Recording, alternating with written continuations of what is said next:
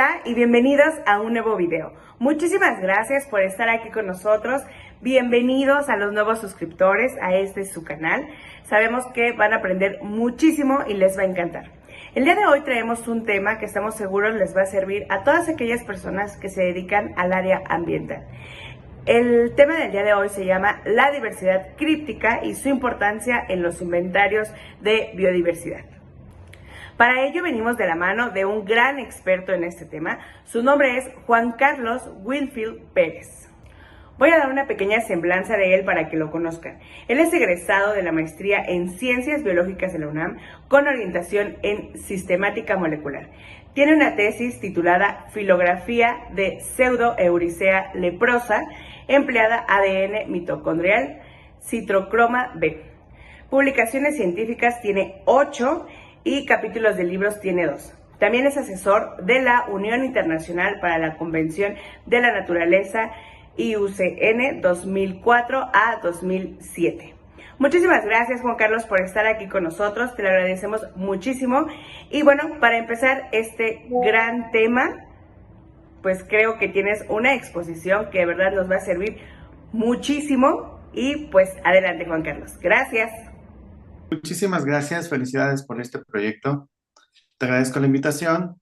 Y bueno, déjame comentarte que a manera de resumen, en la primera parte voy a abordar lo que es el marco teórico de lo que son las especies crípticas. Vamos a ver un ejemplo aplicándolo a un caso que es el de la cascabel transvolcánica, Crotalus triceriatus.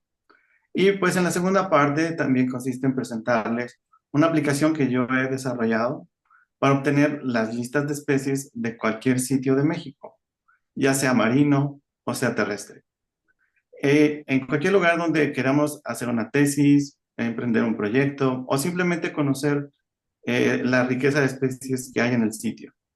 La aplicación que desarrollé cuenta con un modelo matemático que nos va a permitir garantizar que las listas generadas pues tengan un grado de confiabilidad.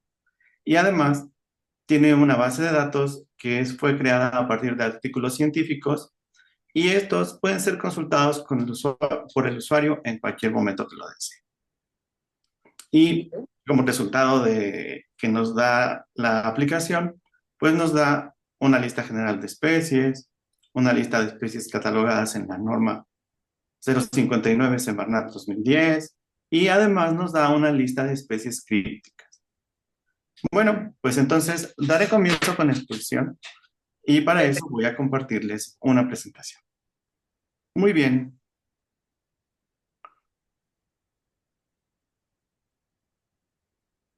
Pues les comento que las especies crípticas con frecuencia se definen como aquellas especies que son difíciles de diagnosticar morfológicamente.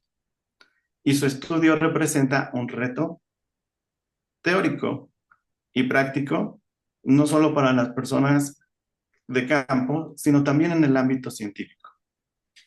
El término es usado a veces por los mismos científicos de manera ambigua y a veces intercambiable por otras frases como especies hermanas o complejo de especies, haciendo difícil llegar a veces a conclusiones ecológicas y evolutivas correctas en sus artículos científicos. Por lo tanto, el estudio de las especies crípticas implica también manejar de manera clara los conceptos de especie y su delimitación. Así que, para ello, Chen y colaboradores en su publicación de 2024 mencionan que actualmente se tienen más de 30 conceptos de especie y que el concepto de especie críptica es en realidad una extensión del concepto de especie biológica. El concepto de especie biológica es el más conocido y ampliamente utilizado. Está definido como un grupo de individuos que están aislados reproductivamente de otros grupos. Y el concepto de especies crípticas es un concepto derivado que consiste en definir que son especies morfológicamente similares, pero que han desarrollado aislamiento reproductivo. El establecimiento de estos conceptos permitió nuevamente retomar la pregunta que se había planteado hace ya mucho tiempo de cuántas especies hay en la Tierra. Esta pregunta se la planteó Westbrook en 1833. Él era un entomólogo que propuso que existían en la Tierra 0.4 millones de especies. Gracias a estos conceptos, en 1982, Erwin propuso que podían existir aproximadamente 30 millones de especies o quizá más.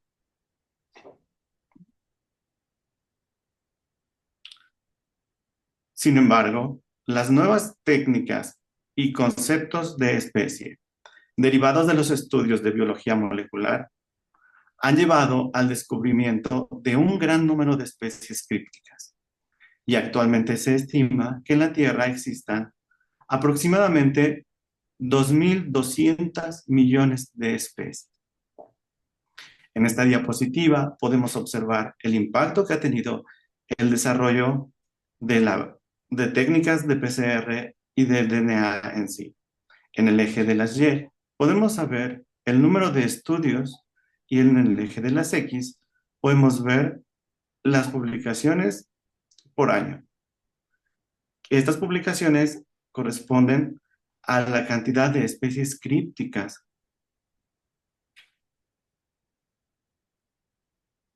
Estos cambios tan drásticos después de los años 80 trajeron consigo la necesidad de establecer criterios para el estudio de las especies crípticas y se tuvo que integrar los conceptos tradicionales que se basaban ya en morfología con los nuevos conceptos basados en genética molecular. Fue así que Shin y Oldman, en su artículo del año 2023, recopila la existencia de 10 conceptos de especie críptica y 4 frases relacionadas con estos conceptos. La propuesta de Shin y Oldman consiste en establecer un marco conceptual bien definido que permita estudiar apropiadamente a las especies crípticas. A continuación veremos los 10 conceptos, pero primero es necesario prepararnos apropiadamente, es decir, es necesario que en las siguientes diapositivas desarrollemos la habilidad de convertirnos rápidamente en herpetólogos expertos en la identificación de especies. ¿Cómo lo vamos a hacer? Vamos a realizar una práctica imaginativa. Entonces, tenemos, imaginen por favor, ahí está. Imaginen por favor que van de campo y que van a La Malinche en el estado de Tlaxcala, que es justo donde, en el estado donde yo vivo. Y que van caminando por estos pastos y de repente aparece una serpiente. Hay muchas respuestas de la gente que podría hacer. Una de ellas sería correr, algunos podrían gritar por ayuda, otros, los más avesados, podrían acercarse un poco más. Pero en nuestro caso, que somos personas valientes e interesadas en la herpetología, nosotros nos acercamos un poco más porque queremos conocer acerca de esta especie.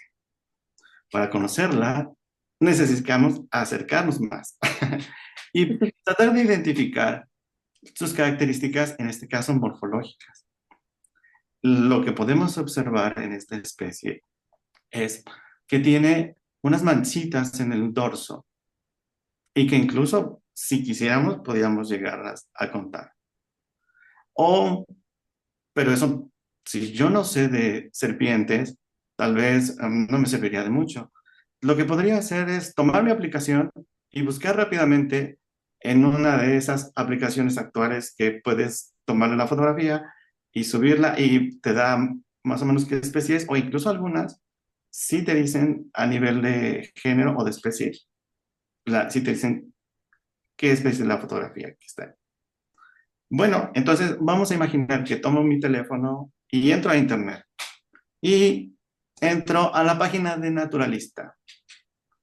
Y porque ya le tomé una foto y me dijo que por las características que tiene y el lugar en donde estoy, es muy probable que sea la cascabel transvolcánica, con el nombre científico de Crotalus triceriatus. Esta especie, según Naturalist, es endémica de México. Y ahora vamos a revisar. Recuerden que estoy de campo y que estoy en mi celular. Y la serpiente, pues, un poco alejada de mí para que no me vaya a morder. Entonces, es lo que yo noto rápidamente, a pesar de que tengo esa sensación de que me puede pasar algo, es que veo que es una especie venenosa. Entonces mantengo un poco más de distancia. Luego veo que el macho adulto alcanza los 68 centímetros. Y pienso en los documentales de Discovery Channel y esas enormes serpientes, pues esta no es tan grande. De hecho, es tamaño mediano, un poco pequeña. Seguimos con la diagnosis.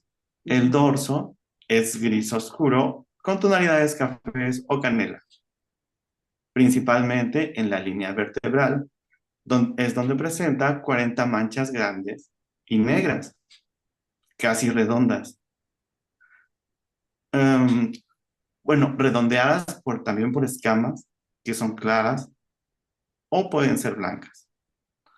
A los lados de estas manchas se observa levemente un par de manchas negras pequeñas y la cabeza es relativamente pequeña, de color un poco más claro que el cuerpo.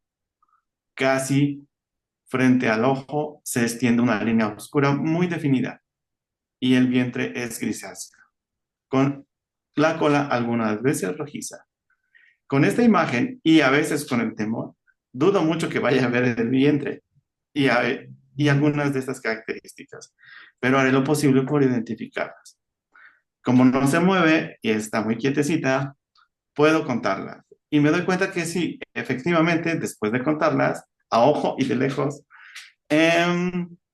sí, tiene 40 manchas negras grandes.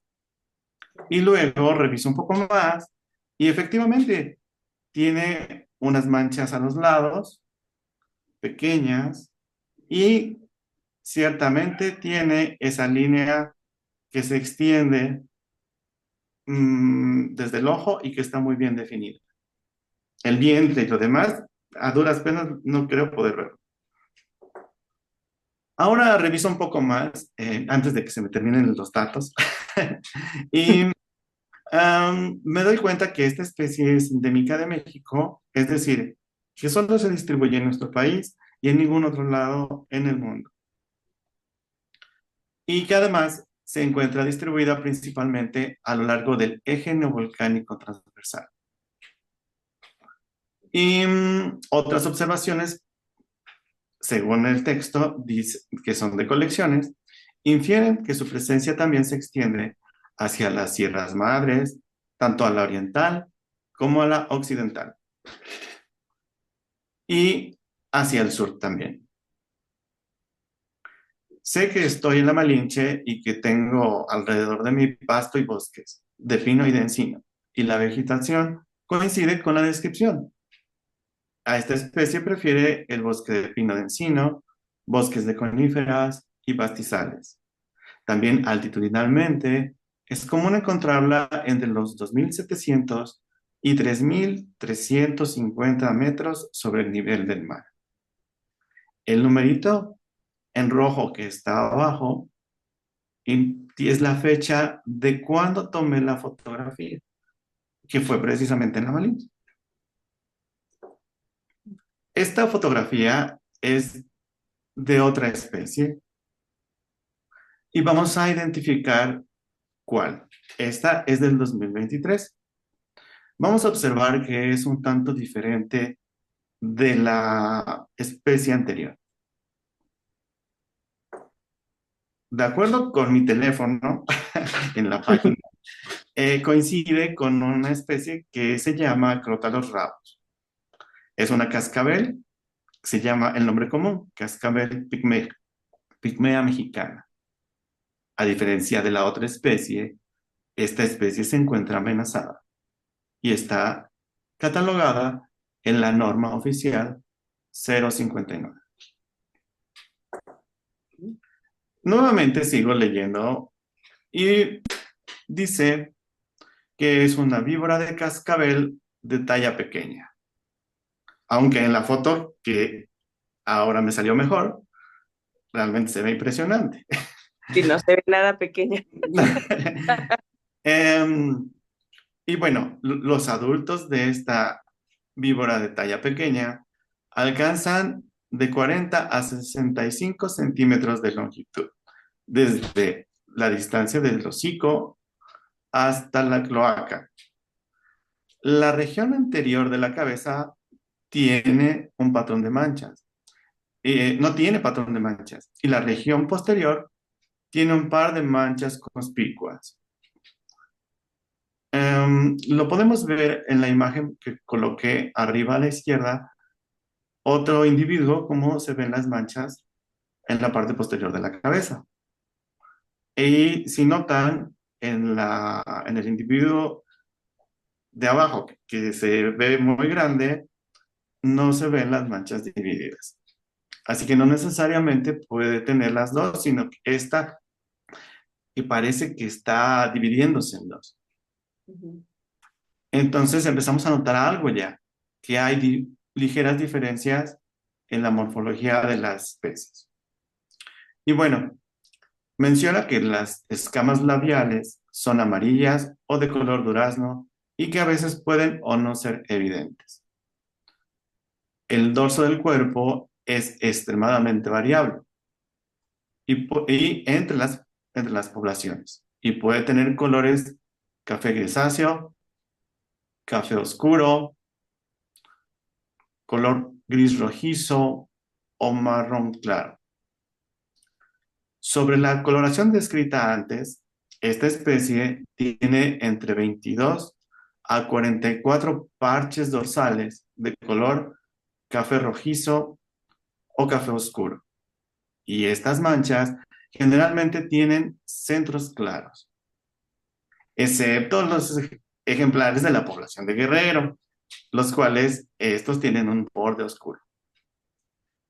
La región dorsal del cuerpo, entre los parches, si lo notan con detenimiento, es más clara que la región lateral del cuerpo. La región caudal, porque ahora sí le puede tomar una buena fotografía a la cola, la región caudal tiene de 2 a 8 franjas oscuras. Esta serpiente que atrapé tiene 2 franjas. La punta de la cabeza generalmente tiene 9 escamas. Y hasta medio tiempo numerarlas. Sí, cuenta. Entonces, están conformadas de manera simétrica. Obvio que en los individuos de Guerrero, las escamas parientales frecuentemente están divididas. Bueno, hay 9 a 13 escamas supralabiales, de 21 a 25 hileras de escamas alrededor del cuerpo y de 134 a 132 escamas ventrales y de 19 a 30 escamas caudales. Desafortunadamente, no quise medirla porque con las mediciones que tuve ya era suficiente para determinar la especie. Y muy bien, felicidades a todos los que nos ven porque ahora ya son expertos en la identificación de 2 especies de cascabel del Parque Nacional Marítimo. Hemos terminado nuestra parte de preparación a los conceptos y ahora vamos a iniciar a definirlos. De los 10 conceptos que vamos a ver sobre especies crípticas, este es el primero y fue definido por Darlington en el año de 1940. y dice que es una especie que no cambia su apariencia a pesar de su aislamiento genético. Este concepto tuvo una actualización reciente con un uso moderno. Las personas en el ámbito reconocen que una especie críptica es aquella que morfológicamente es difícil de identificar.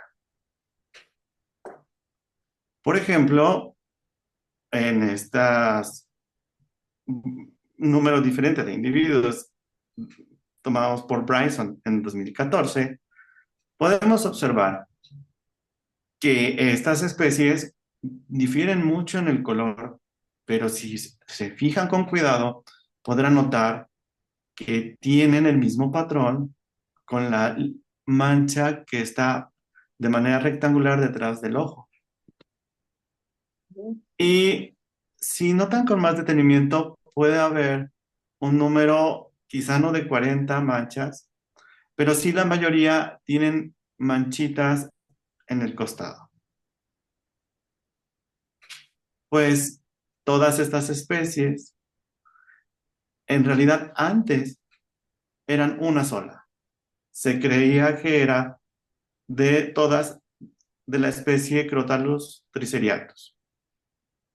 Pero los análisis genéticos moleculares empezaron a desenmarañar todo esto y descubrieron que en realidad estaba compuesta la especie, el grupo de Crotalus triceriatus, por varias especies diferentes. Así que Bryson, en el 2011, menciona que sus análisis de genética indicaron que se produjo una diversificación progresiva del grupo de Crotalus triceriatus durante los últimos 6 millones de años. Si ven arriba de la flecha, dice 6.3. Si dirigen su mirada hacia la derecha, van a encontrar a Crotalus rabus, que es la segunda especie que identificamos, y la primera especie, en realidad, son todas esas especies que Bryson empezó a detectar con los análisis moleculares. Él dice que las primeras divergencias fueron temporales y geográficamente congruentes con la formación del cinturón volcánico, lo que sugiere que el desarrollo de esta cadena montañosa jugó un papel fundamental en la diversificación temprana para este extenso grupo de serpientes de montaña. Si vemos con detenimiento las gráficas, vamos a observar la relación que tienen cada una de ellas. Las primeras 4 especies tienen una relación más cercana con el resto de las otras 5 especies. Y si ven, a la derecha está Rabus, que es la especie hermana de Triceriatus. Blair y Sánchez Ramírez, en el año 2016, hicieron un análisis muchísimo más completo, incluyendo muchas otras especies. Y nuevamente colocan en el punto de radiación aproximadamente en 6.5 o 3 millones de años. Esto tiene implicaciones tremendas, porque una especie que era Crotalus triceriatus, que se distribuía en una gran parte de México, se ha fragmentado su distribución en muchas especies con distribución pequeña. Y Crotalus triceriatus, a donde señalo con la flecha roja, quedó con una pequeña distribución en el centro de México y ahí en Tlaxcala, donde yo vivo. Ok, ahí sí. Ahora, ¿sí? Sí, adelante. Adelante. Bien. Entonces, En este primer concepto, estas implicaciones tienen algo que va más allá. ¿Qué es?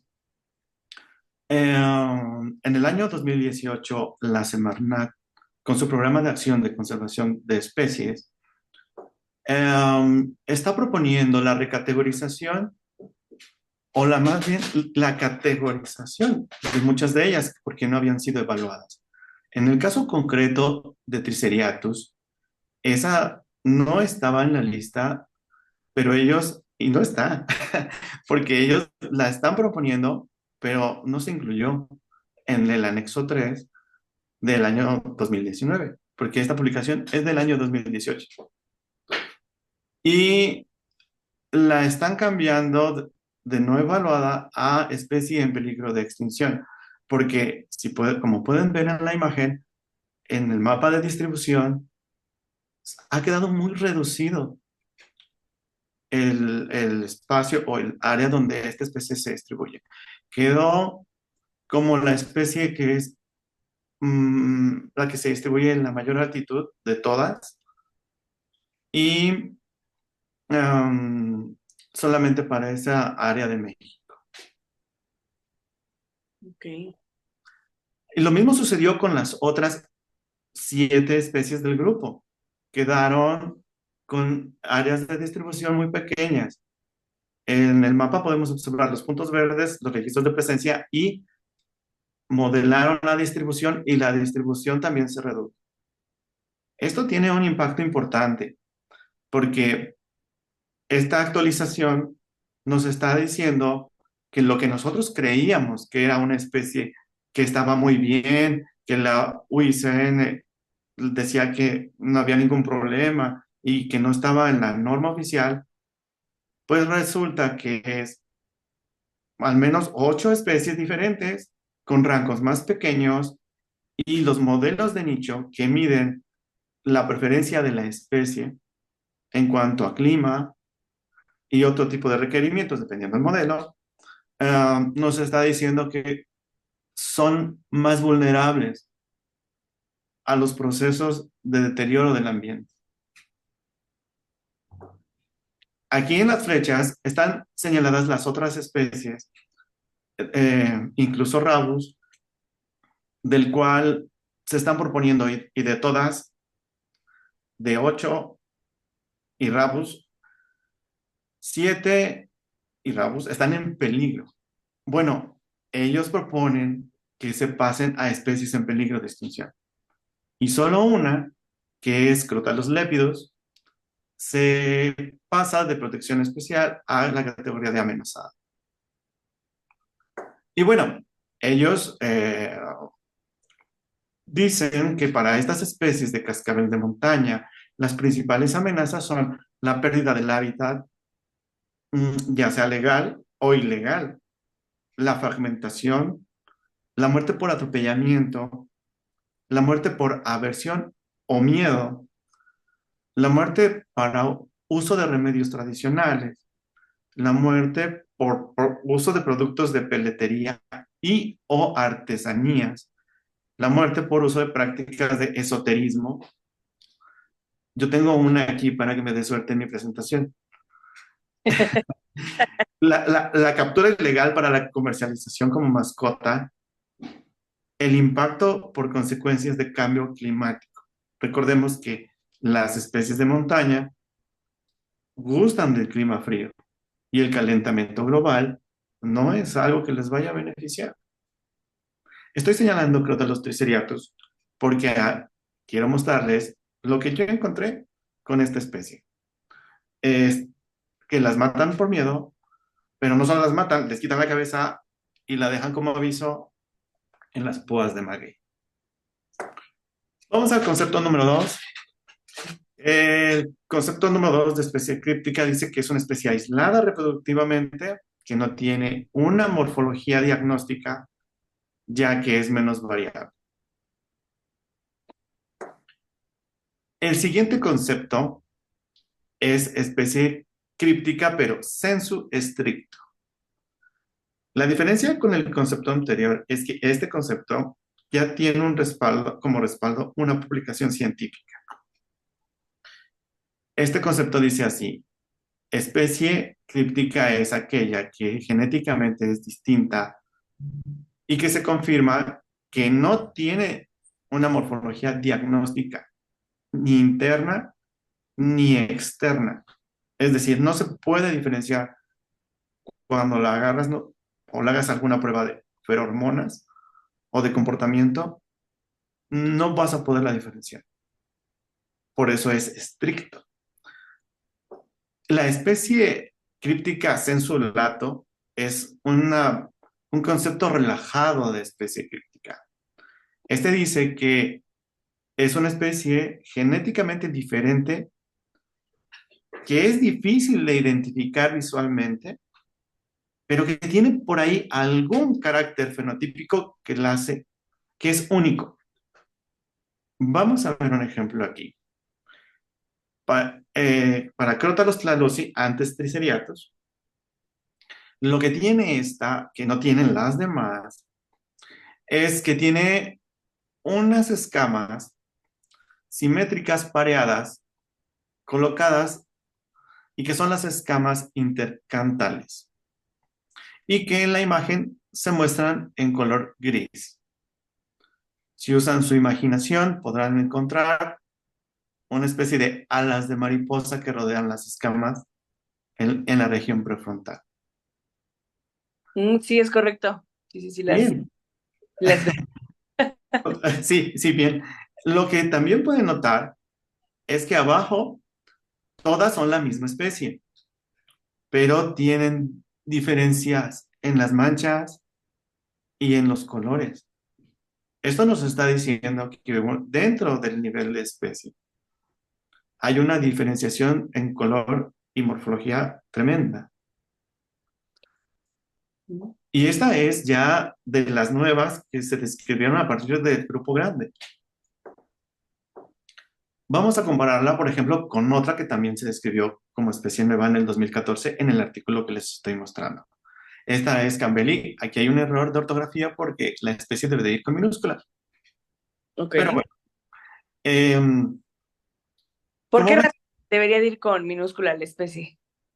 claro, eh, existen unas reglas de nomenclatura, de escritura, en el ámbito científico, en el cual todos llegaron a un consenso en el que el nombre de una especie estaba conformado por dos partes.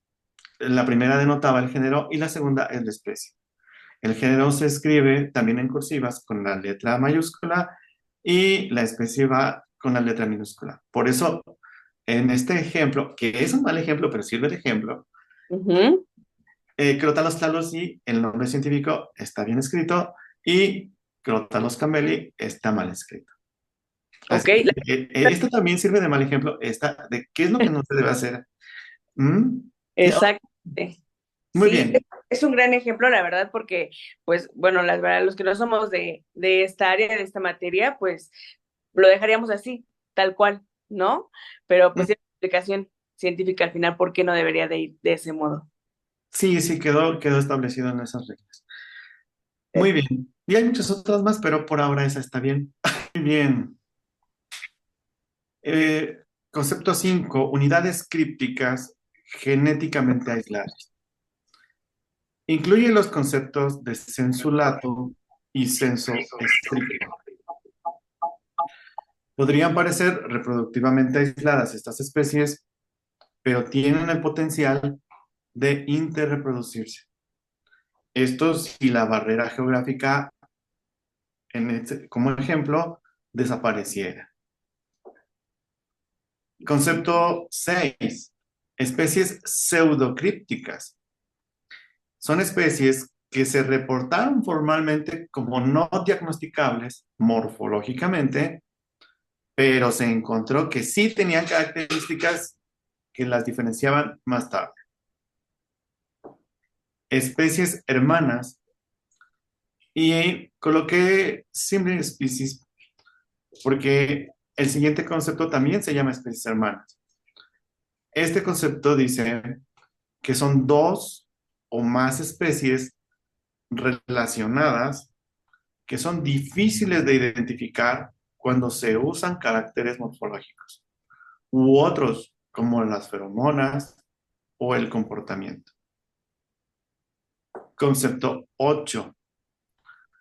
Otras especies hermanas. Ok. Son dos especies separadas que están cercanamente relacionadas entre sí. Como es de esperarse, a menudo se confunde similar species con pair species, que es el siguiente concepto, par de especies. Son dos especies separadas que tienen características similares y sobrelapamiento geográfico, es decir, son simpátricas. Aquí es común que los artículos científicos, las personas que los redactan, se confundan y confundan estos conceptos. Que sí ha pasado en algunas Y por ocasiones. supuesto, de hecho, el autor menciona que esa es la razón por la que establece todos estos términos, para que nosotros podamos tener un marco de referencia adecuado y no los estemos confundiendo porque llegamos a otro tipo de conclusiones. Ok. Bien, ok. Um, Ahora vamos a ver las frases. En este caso, para generar tensión, coloqué números al azar. Frase 4 críptica en lugar de ser frase 1. Entonces, estas frases eh, hacen referencia a lo que es el cripticismo, ¿no? En este caso, críptica hace referencia a lo que es el camuflaje o al comportamiento de la especie relacionado con esconderse. La diversidad críptica es la que hace referencia a tener más de una especie críptica presente en el taxa o en el grupo que estamos estudiando. La diversidad hipercríptica hace referencia a que hay una especie críptica y más, o sea, hay más de una especie críptica. Y especiación críptica hace referencia al proceso que conduce a la formación de especies crípticas. Y bueno, ahora que ya tenemos nuestro bagaje claro, nuestro marco conceptual, ya con la práctica que hicimos de identificar la especie y luego con esta otra práctica de tener bien claro y definido cada uno de los conceptos que existen de especies crípticas, tanto tradicionales como modernos, ya tenemos la capacidad de enfrentarnos a esa gran diversidad de especies. Solo tenemos que tener cuidado con tres cosas que son muy importantes. Tenemos que entender que los artículos científicos pueden tener errores en la identificación de las especies crípticas. Y esto se debe al uso de una manera ambigua de estos conceptos. La segunda cosa que es importante es que a veces la falta de información, el limitado número de muestras o los métodos empleados, por estas razones, no todas las especies crípticas se llegan a describir en un artículo. Y de ahí que notemos que hay especies que no están en la NOM, pero eso no significa que no estén en riesgo. Si recordamos el ejemplo de las especies que vimos, estaban propuestas, pero todavía ninguna está en la categoría. Y la tercer punto importante, el tercer punto importante es el que el reconocimiento de especies nuevas implica cambios en la distribución y que los registros antiguos de colecciones o previos al tiempo en el que se describieron ya no están actualizados. Entonces, cuando tú utilizas una aplicación que te da los datos en línea de una colección, digamos, del museo estadounidense, de un museo estadounidense, donde los colectores eran del año de 1900, pues tienen el nombre original y no tienen los nuevos. Y es un proceso que puede variar si es que la universidad quiere actualizarlo o si es que tiene el personal para hacerlo o el personal capacitado para hacerlo. Porque supongo que no es tan sencillo, ¿verdad? O sea, como decía, bueno, entonces este ya pasó a otro nombre o este se va a clasificar tal. O sea, sí se debe de conocer a profundidad realmente cuáles son las especies, ¿no? Para poder hacer esa modificación. Sí, es que el experto tiene que ir a las colecciones Ujú. y darse un tiempo para decir, esta sí es, esta tiene la escamita, esta es de esta hay que hacerle una muestra. A veces mm, el número de muestras es muy pequeño. Por ejemplo, me tocó un caso en el que fui a Oaxaca, a un cerro que se llama Cerro Baúl, Ujú. y encontramos una especie de salamandra que no había sido observada en 30 años. Y los investigadores que venían de Estados Unidos habían ido con frecuencia y hacían caravanas de personas, más o menos entre 10 15 personas, y todos a buscar. Y lo único que encontramos fue una, y me comentaba el investigador con el que fui que la única foto que tenían era en blanco y negro de hace muchísimo tiempo. Entonces, a veces no es que no se quiera hacer ese proceso, a veces son difíciles de encontrar o hay muy pocos individuos. Y bueno, Y regresando a... además, Ah, sí, también sí, supongo sí, que en cuéntame. algún momento, a lo mejor también es como caro, ¿no? Porque al final pues tienen que regresar a campo, como tú lo acabas de explicar, o sea, tienen que otra vez volver a ir, buscar la Sí, especie, entonces también la parte de recurso económico también influye mucho ahí, ¿no? sí, por supuesto. Entonces, ahora sí que depende del personal o de los investigadores, del recurso de la universidad, de los intereses de los que haya estudiantes que quieran participar. En fin, Sí. es complejo. Y bueno, pues ese es los 3 puntos, estos 3 puntos que son importantes, el de las colecciones científicas que no están actualizadas, el del hecho de que no todas las especies están en la norma, las que deberían de estar no están, y algunas que sí están igual y no deberían de estar. Y el asunto de que hay fallos en los artículos, tanto conceptuales como incluso de metodología, ¿no? Estas 3 cosas son la base de la aplicación que desarrollé.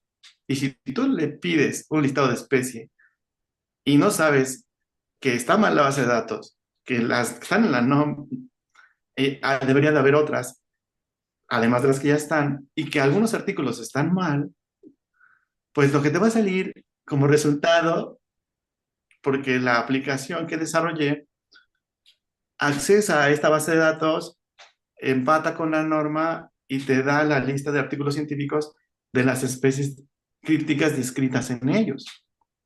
Ok. Pero si tú no tienes los criterios que acabamos de ver, puedes malinterpretar los artículos, puedes no darte cuenta que las que están en peligro no necesariamente están en la norma, o puedes no darte cuenta y creer que todas las especies que te está diciendo la base de datos de colecciones está al día y no es verdad. Entonces, si una persona accede a esta aplicación y obtiene una lista, tiene que estar consciente de que pueden existir estos errores. Pero el hecho de que haya creado una aplicación que incluya esto, le da robustez, le da soporte, porque estoy considerando, digamos, que estas desventajas para llegar a algo más allá, que es la detección de especies crípticas a tiempo, antes de ir a campo. Y ahí es donde radica el asunto. Hoy en día hay un mundo de datos y necesitamos algo que nos ayude a procesarlos rápidamente. Hay un mundo de información de artículos científicos y algunos son complejos de entender porque no tenemos los criterios claros para Ujú. poder tomar alguna decisión. Vamos a imaginar que voy a campo y encuentro una especie. Eh, Normalmente lo que hago es la encuentro, le tomo una foto y luego veo qué es y trato de investigar. Y debería de ser al revés, debería de ser mejor planeado. Debería de ser, tengo mi proyecto, tengo un polígono, lo cargo, me dice la lista, la lista de especies en la norma y me da una lista de artículos científicos que me está diciendo que algunas son crípticas y que debería de revisarlas con cuidado. Ujú. Cuando vaya a campo, tendré nuevas antenas o nuevos ojos porque podré ver otras cosas que ni imaginaba. Por ejemplo, ya tengo unas especies objetivo y ahora sé que si son crípticas, muy posiblemente en un futuro entren en la norma o estén en peligro, pero que además ambientalmente están más restringidas. Entonces, si yo voy a hacer un programa de rescate, pues me conviene saber esto, porque puedo ver que tienen requerimientos especiales y que no la puedo andar aventando por ahí. Y si yo voy a hacer un proyecto, puedo ver si dónde se va a establecer, cuál es el daño que se le puede ocasionar, ya que esta especie no es tan extensa como yo creía. Entonces, la cuestión acá es tener esta información al instante, pero también tener los criterios para saber cuándo el artículo pues se equivocó en sus conceptos, cuándo en la norma no hay algunas especies que deberían de estar y cuándo la base de datos me está dando información que no está actualizada. Si yo entiendo esto, entonces podré hacer un uso adecuado de esta herramienta que me va a generar una lista de especies crípticas. Ok. Bueno, la herramienta la coloqué en una página web que diseñé.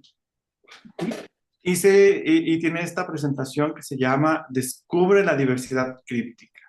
Ese murciélago eh, es una especie que atrapé en el estado de Yucatán y que casualmente es el murciélago de orejas amarillas que no se distribuye en esa zona. Y forma parte de mi especie bandera porque todavía estoy así de, pues, ¿qué estaba haciendo ahí? Claro. Entonces, mm, ahora me doy cuenta que se debe a mi incapacidad de poder prever a tiempo todo esto, ¿no? Y eso es lo que busco con esta aplicación. Esta aplicación, como decía, es la aplicación más artículos científicos y genera listados de diversidad y detecta especies en la norma. En la parte de Y abajo, sí, sí, dime. en esta aplicación todo el mundo puede entrar, o sea, quien quiera puede entrar. ¿Hay alguna suscripción para esta aplicación o cómo es que se maneja? No, lo aprendí de andando en otra aplicación. Ok. Este, mm, Cuando trabajo diversidad, consulto normalmente a un investigador que se llama Shen, que es chino, y Ujú. abre su aplicación a todo el mundo y no se preocupa de nada. Entonces dije, yo quiero ser como él, no quiero preocuparme de nada y quiero que todo el mundo la pueda usar sin que, sin que se tengan que registrar y que tampoco le sacan comerciales, ni tampoco le tengan que cobrar y que todo el mundo pueda acceder a ella de una manera libre y que puedan moverla, conocerla y utilizarla, porque mientras más gente la use, pues estarán mejor preparados para desarrollar sus tesis, sus proyectos y mejor aún, para enfrentarnos a este cambio donde tenemos mucha información en Internet y no sabemos cómo manejarla y tenemos mucha información de artículos científicos y tampoco tenemos los criterios desarrollados, ¿no? Entonces, es Claro. abierta, es libre, no hay regístrese aquí, no hay nada de esas cosas. Ah, perfecto. Oye, eso está buenísimo, Juan Carlos. La verdad es que, y eso también es muy bueno porque al final, pues la gente ya está como que empapada de lo que realmente, por decir así, sí es algo verdadero, ¿no? Porque a veces si te vas como a otras páginas y todo, pues a lo mejor hay información falsa, ¿no? Y aquí pues Sí, tiene la certeza de que realmente pues es información veraz. sí, lo vamos a ver en un momento más cómo funciona para que compruebes si lo que crees es verdad.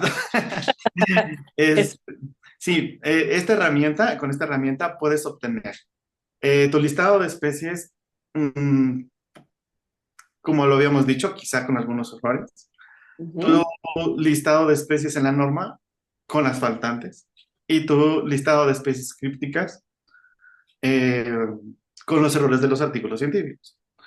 Y es en realidad algo muy sencillo de usar. Son solo 3 pasos.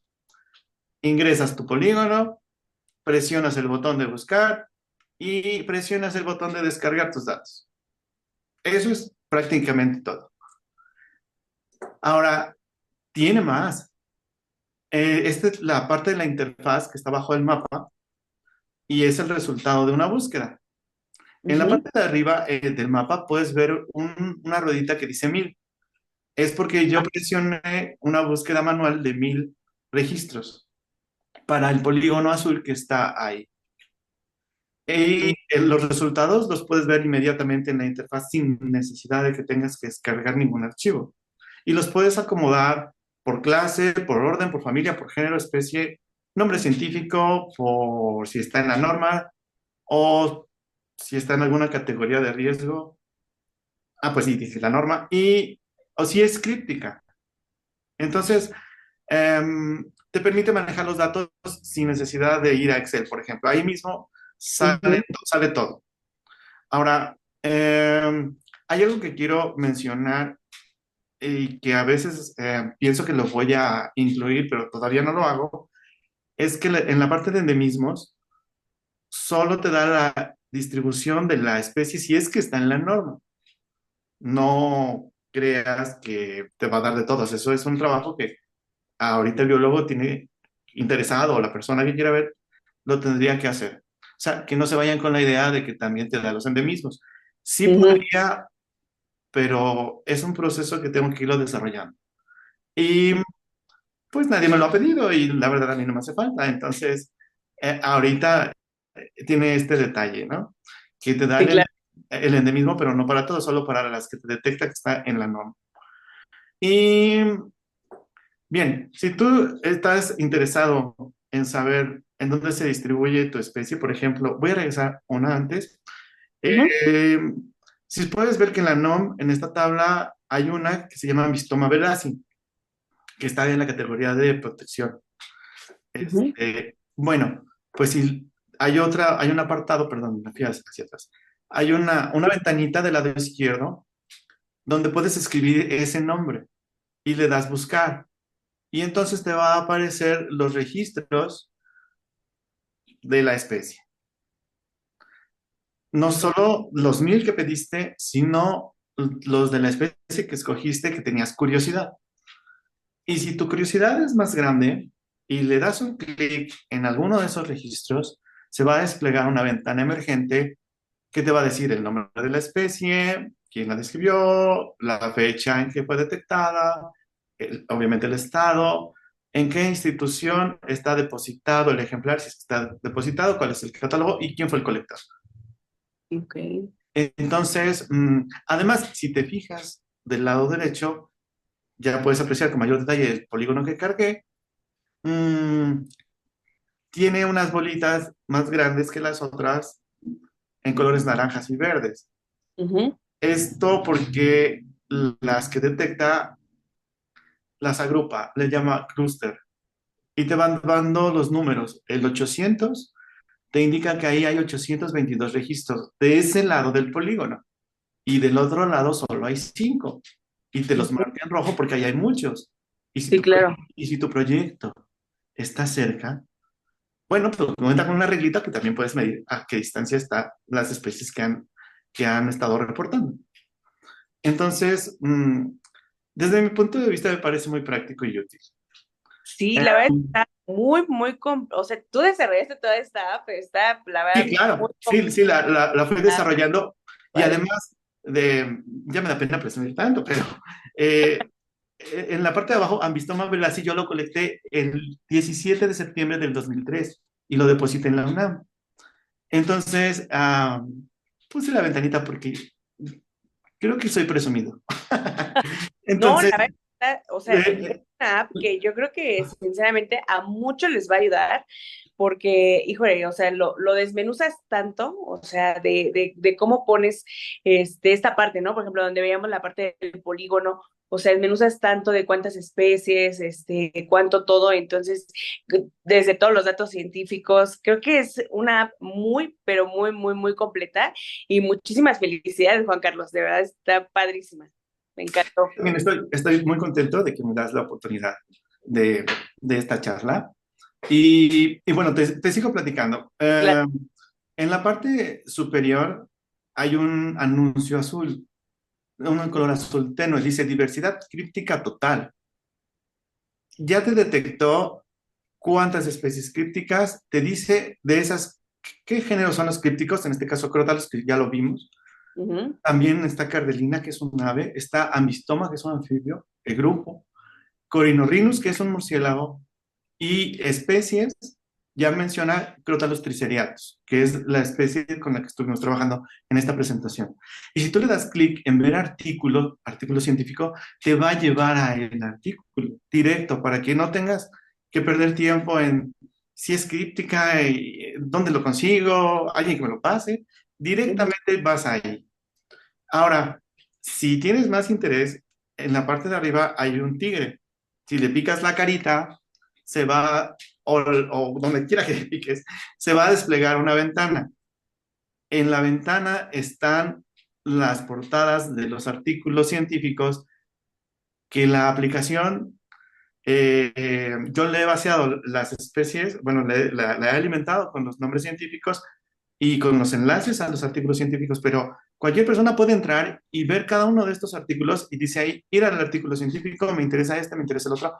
Todos los artículos con los que voy alimentando el programa para que se vuelva mejor, cualquier persona lo puede ver directamente, solamente tiene que darle clic en cualquier parte de donde está eh, el jaguar, porque es jaguar, este, y se despliega esta ventana y tienes acceso a todos los artículos. O sea, es completamente transparente. Estos son los artículos con los enlaces que aparecen del anuncio que te decía anteriormente. Y esos artículos se pueden descargar, leerlos y Sí, guardar. claro. De hecho, cuando no se pueden, puedes tener acceso al resumen. Pero yo lo que estoy intentando, como no formo parte de la gente que se piratea las cosas, este, no los puedo poner. No, a veces yo los compro, pero no los puedo poner porque, Por la digamos, parte de derechos de autor. sí, sí, así es. Entonces, la parte ideal es que, que accedan a él, que por lo menos que accedan al resumen Ujú. y de alguna manera a veces buscando en internet se pueden conseguir. Lo que sí es que estoy intentando poner la mayoría de los que son libres. Y si quisiéramos poner artículos que son de pago, pues necesitaríamos financiamiento porque son muy caros. Sí. Entonces, yo creo que esa es una de las limitantes, pero pues es un buen paso el que se está dando, siento yo. Vamos, Sí, muchísimo, la verdad es que muchísimo, digo, en algún momento la verdad es que que crezca muchísimo esta aplicación, igual sí se se va a tendría que colgar, se va a caer, porque tiene un pero límite. se tendría que hacer también la parte de como ya suscriptores, sobre todo para esta parte que me comentas, ¿no? La parte de descargar artículos que tienen están protegidos por derechos de autor. Sí, en realidad, yo creo que de alguna manera se tiene que ir solventando a alguien, a lo mejor hacer una especie de blog en el que alguien que lo tenga nos haga favor, no de compartir el artículo, pero sí de hacernos una reseña más allá de lo que podemos ver en Internet, ¿no? Claro. Solamente para la toma de decisiones. ¿Qué se necesita en la toma de decisiones? Pues se necesita saber algunas características principales de la nueva especie, por ejemplo. Que si se redujo el área, que por dónde está, qué tipo de clima se encuentra, cosas que no sean útiles a lo mejor, como en el caso de impacto ambiental, ¿no? Ujú. Sí, claro. Porque decir que hay especies crípticas y no saber más, pues creo que nos va a frustrar. Exacto. Bien, pues eso es muy bueno, eso que propones. La aplicación también cuenta con una pestaña de resultados que te organiza todo rapidísimo. Ahí mismo te dice, este es un ejemplo chiquitín, Ujú. pero te puede organizar 20,000 registros y rápido te dice cuántas órdenes tienes de aves, cuántas especies registradas, de cada uno de los grupos. Y además te dice también cuáles de ellos se encuentran en la norma o que detectó. Y de esos, al final te dice, de tus 1000 registros, es decir, te pone la nota de cuántos, ¿no? ¿Cuántos son los que buscaste? ¿Qué ventajas tiene la aplicación? Bueno, es rápida, maneja muchos datos de una manera rápida. Si se cuelga a veces, puede ser porque le diste 100,000 y mejor, a lo mejor se cae. Pero por eso está la parte manual y la parte automatizada. Eh, y bueno, ¿qué ventajas tiene? Es una aplicación rápida, es de libre acceso, es fácil de usar, no almacena ningún tipo de datos, no se puede ver qué está haciendo o qué polígono está montando, no se sabe. Es decir, es privada. Tiene una guía de usuario. Tiene un botoncito especial en la parte de abajo a la derecha donde le picas y prácticamente te pones en contacto conmigo en el momento si es que estoy disponible. Y me puedes preguntar algo en el que te hayas atorado en tiempo real, ¿no? Si es que estoy disponible. Ujú. Eh, no, normalmente no hay ningún problema. Es este botoncito y tiene otro que dice, ¿te gustaría agregar alguna especie críptica? Es que el asunto es que son tantos los artículos y tantas las especies, y yo la verdad solo estoy cargando las, con las que tengo cierta afinidad, anfibios, reptiles, aves, mamíferos. Estoy empezando a explorar un poco de hongos y esas cosas, pero todavía no subo algunos artículos que ya observé, que ya ubiqué por ahí. Pero Ujú. me imagino que si alguien está interesado en un grupo en especial y tiene los artículos, los enlaces, obviamente libres, a los resúmenes, Ujú. eh, con gusto me puede enviar el enlace y el nombre de la especie. Yo lo revisaré, iré al enlace y checaré y lo cargaré al programa para que lo pueda detectar. No necesita dejar su nombre, puede poner el nombre de la especie, puede ponerle Buito 33 y quiero que Bubo virginianus sea detectado, tengo estos artículos y cuando corra la aplicación, pues me gustaría saber si en mi proyecto hay esta especie. Pues yo encantado porque me ayudan a reducir mi tiempo de búsqueda y juntos contribuimos a que esta aplicación pues cumpla con su trabajo.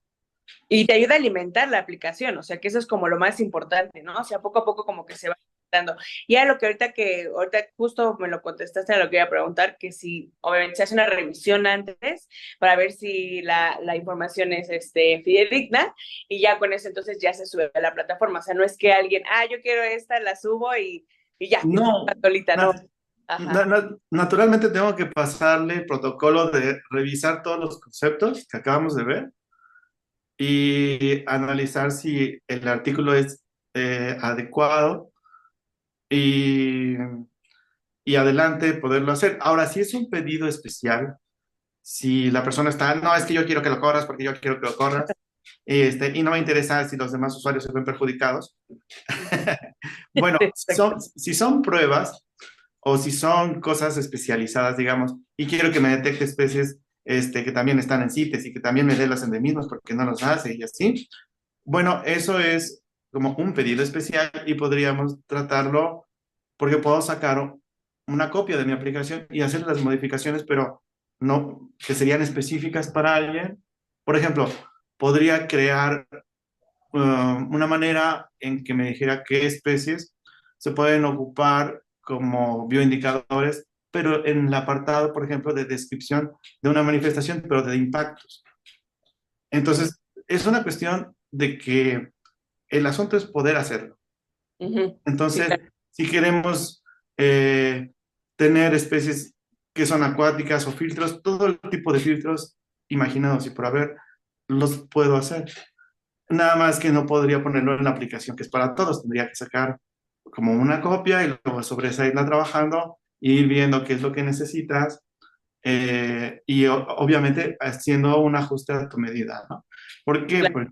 Porque tal vez no es lo que todos buscan, ¿no? Ujú. El ejemplo de, quiero que metas esta publicación y no me importan los demás. Pues tendría que ser una prueba por aparte y sí, pues se podría hacer, claro, ¿no?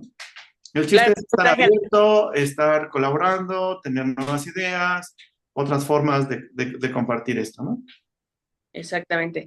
No, pues muchísimas gracias, Juan Carlos. La verdad es que es súper interesante Qué bueno.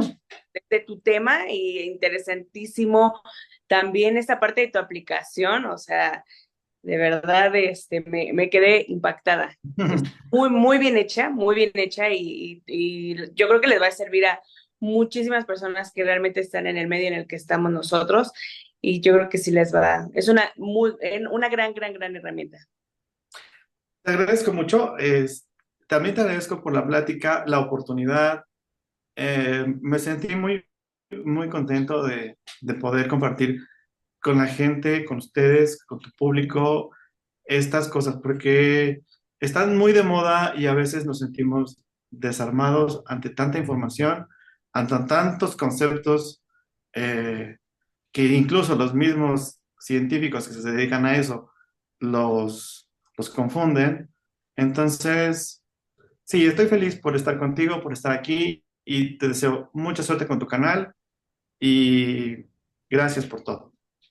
No, muchísimas gracias a ti, Juan Carlos. De verdad te lo agradecemos mucho y ya sabemos que van a salir dudas sobre esto. La verdad es que es un tema muy grande y muy interesante.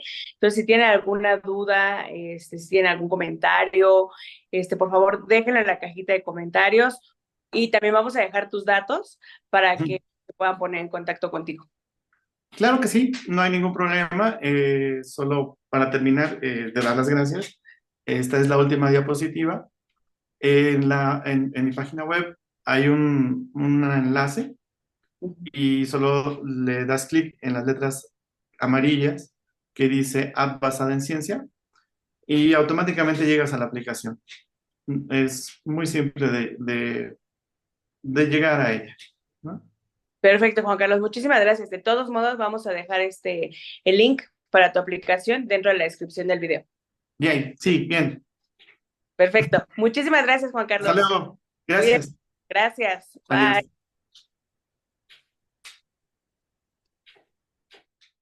Bye.